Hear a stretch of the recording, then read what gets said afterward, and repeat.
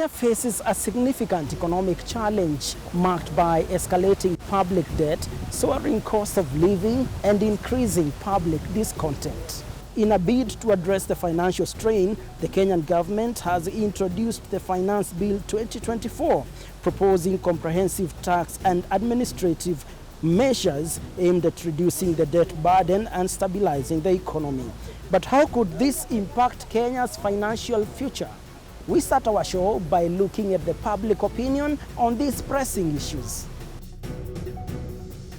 We start it over from Nairobi County, the capital. We traverse across the country to listen from common mwananchi, and this is what they have to say.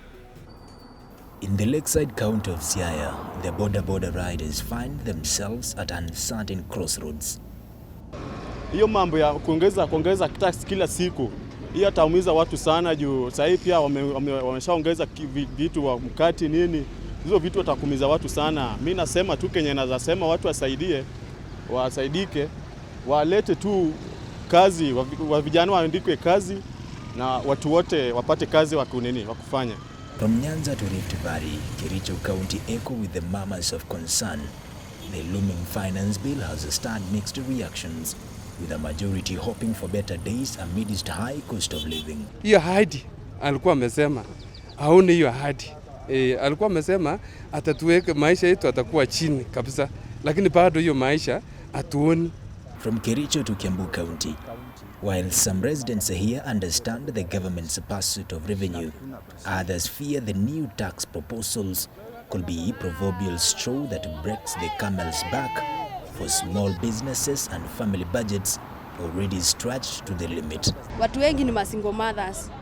So chenye unapata unaenda kulipa tax. Unga yenyewe iko tu na tax. Kila kitu everything iko na tu na tax. So mimi naweza omba tu yenyewe ishuke tu kidogo. And in Kenya's capital, some Nairobians attribute the high cost of living to the government's debt burden, expressing hope that the proposed tax measures could provide long-term economic stability if positively utilized. Hii tax ambayo na correct kwetu ni mzuri, tuone pia ikitumika, tuone imeingia mahali ambayo inastahili, lakini si mambo na tax amechukua tax na tuoni mahali inaingia ni wapi. Kenya ni mzuri.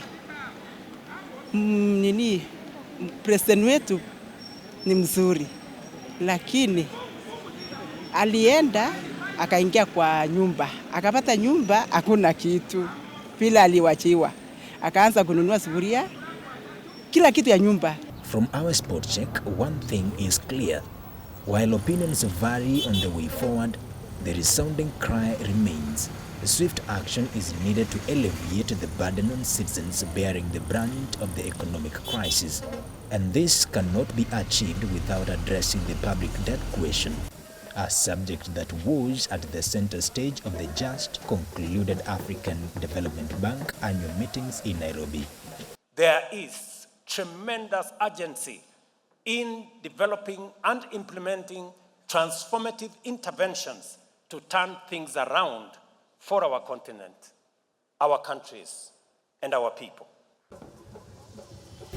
As African Development Bank Group annual meetings came to a close in Nairobi, the call for action to reform the global financial architecture and accelerate private sector investment into Africa could not have been clearer. To get more insights on these pressing issues, we spoke to the Director General of the African Development Bank East Africa region. I want us to start by looking at the significance of the AFDB meeting held here in Nairobi. What does this mean for East Africa? Well, you know that the bank's annual meeting is the most important event. It's what drives and gives us the fire, puts the fire under our feet, because that's when the 81 governors from our member countries come together. They evaluate what we've been able to achieve in the previous year, and they also work with us to look at the initiatives we are going to bring on board. Now, in terms of what it means for East Africa, especially for Kenya, because the Kenyan government invited us and we came. So it's not just for East Africa, but for the entire Africa, because this year's theme is about changing the global financial architecture for Africa, because we realize that Africa is not getting as much as it should get in terms of the financing that is available globally. But most importantly, for Kenya, we've had the high, almost double the average turnout we see in each annual meetings here. It shows that Kenya is a place of interest for so many people: investors, private sector, academia, civil society. Many heads of state participated. And so it's an opportunity also for people to discover what Kenya has to offer. What are the top priorities for AFDB in East Africa?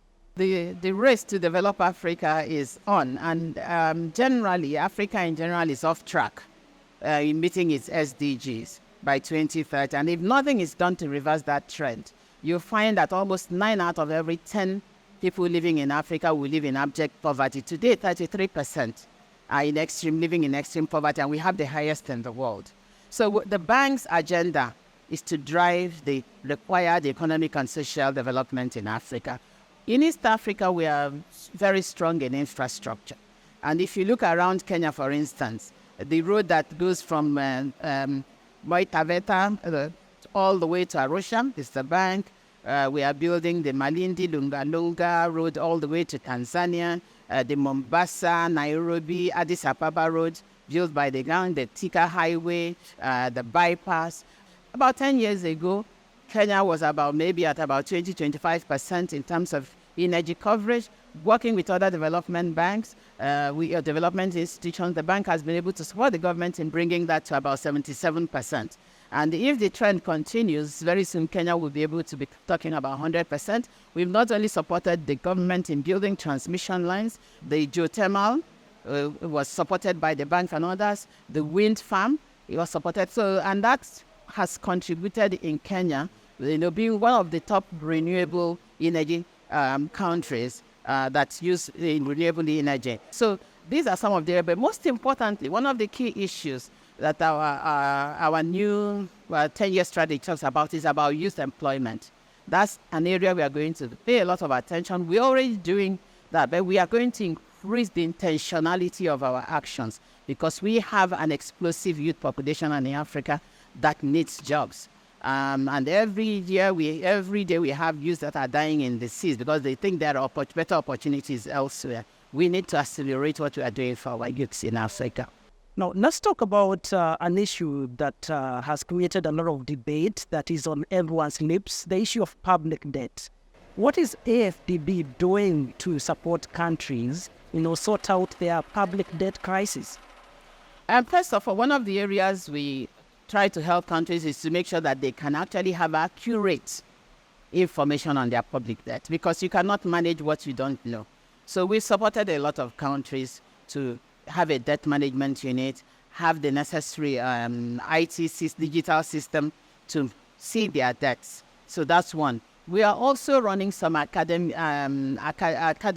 sessions where we ask governments to send their staff for training in terms of public debt management. But most importantly, we also, through some of our governance projects, try to promote good governance because debt is not bad. It's what you do with debt that is the problem. We want to make sure that every dollar of debt is used to create economic activity, to develop the economy, to help the economy grow. One of the reasons why Kenya's debt appeared to be very high last year was because of the exchange rate depreciation, because the debt is accounted for in local currency. So if Kenya borrowed $1 million 2 years ago, it was 100 million Kenyan shillings. Last December, that same 100 million became 150, 160. So when you do basic mathematical analysis, it's like debts have gone up by 50%. But if you go and look at the figures now that the exchange rate is appreciating, you will see that it appears to be coming down. So there are a lot of things, dynamics that actually go into these calculations. But one of the key issues that has been discussed at this annual meeting is how do we measure the natural capital of countries like Kenya and every African country as part of their GDP? Because most times we say, our debt to GDP ratio is high, but nobody is counting the 10 million trees that are available in Kenya. Despite the fact that there are some people that are willing to give us money, they call it carbon credits. If you're willing to pay for my carbon credit because of the trees, it means that those trees have value. Our forests have value. We need to see how we can begin to reevaluate the wealth that Africa has. Africa has a lot of mineral in its soil. So when we say we are poor, Africa has land that can feed the entire world. It's not that we are not tilling it. And that's one of the things we are trying to do, to encourage African countries to grow food to feed their people, to grow food to feed the world, but not just to send the food as primary products. How can they, we put it in the agricultural value chains where the food can be transformed so that you get better value for what we produce. Africa is not poor. Maybe, I don't want to say management, but that we are working with every government to see how we can translate what God has given us into real value and support our development. Before we wrap it up, let's look at the capital that is required for infrastructural development. And this has been an issue, not only in Kenya, but also in East Africa. What is the place of AFDB in this? Well, we continue to look at opportunities. And one of the things we are recommending to countries is to say, you don't have to build every road. You don't have to build every power station. Even in terms of water supply, everything doesn't have to be done by the government. Bring in the private sector. There are investors that are ready to come to Africa to support the government. In building, if you build a highway, you put a toll gate to it, the toll pays back the cost. When Africans go to places like America, Canada, you take a highway, you pay. Sometimes you pay for a 200-kilometer journey, you pay up to 6 times. But you put a toll 1 or 2 in a road in Africa, people are saying, oh, you want to collect our money. So I think also the communication narrative has to change. Governments need money to bring development. Yes, they can borrow, but every citizen that earns his income in that country is supposed to naturally want to contribute something to government. Lastly, it's one thing to have discussions and another thing to implement what has been discussed. How do we move from boardroom conversations to actualizing or implementing what has been discussed? Well, you have to realize that the bank is an institution. There is going to be a communique. There is going to be a report on the commitments. We call them commitments that we make to the governors, to executive directors, and those things are monitored.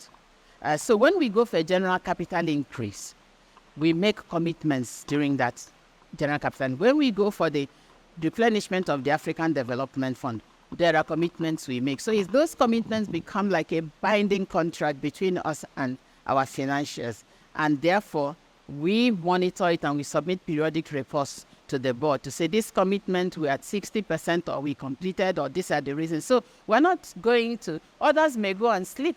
If we go and sleep, then it will be to our disgrace to come back next year and be reporting that we have not achieved anything.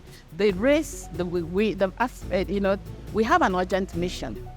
To develop Africa is very, very urgent. It's very critical. Otherwise, everybody will leave us behind. We are not going to be left behind.